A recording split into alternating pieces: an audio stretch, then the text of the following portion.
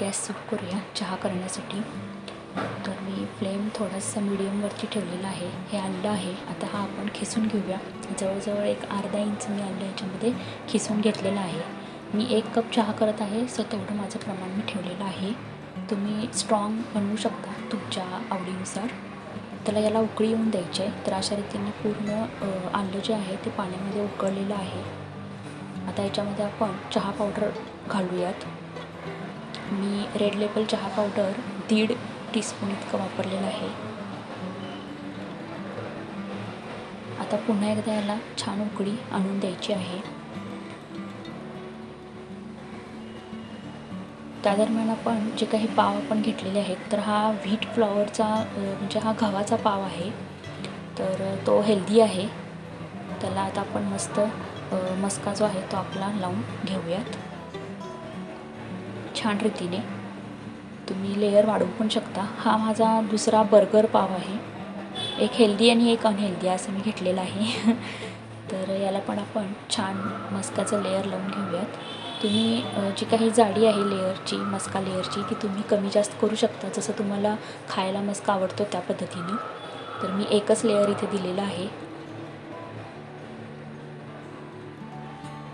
चहा आपल्या इकडे उकळत आहे. आपलं मस्तपैकी ते तयार झालेलं आहे. आता आपण काय करूयात, जोपर्यंत चहा आपला होत आहे, उकळत आहे, तोपर्यंत आपण त्याच्यामध्ये 1 कप इतकं मी दूध ॲड केलेलं आहे. तुम्ही तुमच्या आवडीनुसार कमी जास्त दूध करू शकता. हळूहळू ओतायचं आहे दूध.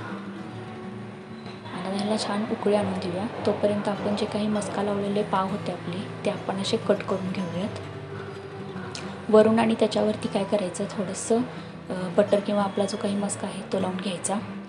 हे तुम्ही शेकू पण शकता तव्यावरती, पण मला असं आवडतं त्यामुळे मी असंच ठेवलेलं आहे. दुसरा पण आपण जो काही बन घेतलेला आहे तो आपण आता कट करूया 3 पीसेसमध्ये. याच्यावरती मस्त तीळ स्प्रेड केलेला आहे, त्यामुळे त्याची चव खूप भन्नाट लागते. त्याच्यावर पण आपण अशा सरफेसवरती काय करूया, टॉप सरफेसवर तर आपण असं बटर लावून घेऊयात. आपल्या इकडे चहा उकळलेला आहे. आता ह्या दरम्यान आपण याच्यामध्ये शुगर ॲड करूया. मी 2 चमचे शुगर ॲड केलेली आहे, टीस्पून. तुम्ही तुमच्या आवडीनुसार कमी जास्त करू शकता. आता छान उकळून देऊयात. त्या दरम्यान जे काही आपले जे पाव आहेत आपण मस्का लावून ठेवलेले, ते एका टिश्यू पेपरवरती ठेवूयात छानपैकी. इकडे चहा उकळत आहे.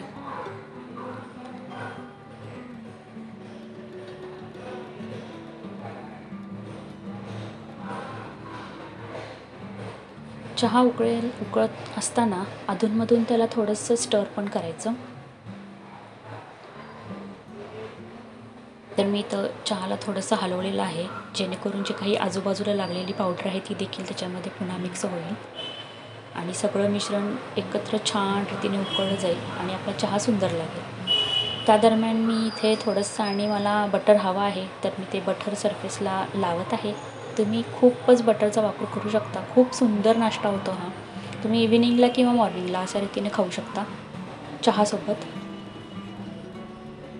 मी गॅस बंद केलेला आहे. आपला चहा रेडी झालेला आहे, तो आता आपण गाळून घेऊयात. सुंदर कलर आलेला आहे चहाला. तुम्ही रेड लेबल किंवा वाघ बकरी दोन्हींपैकी कोणताही टी पावडर तुम्ही यूज करू शकता. त्यांनी कसं होईल की तुमच्या चहाला खूप छान रंग येईल. तर आपला इथं बन मस्का पाव रेडी झालेला आहे. Have a nice breakfast to all of you. Enjoy this bun मस्का. Thank you for watching.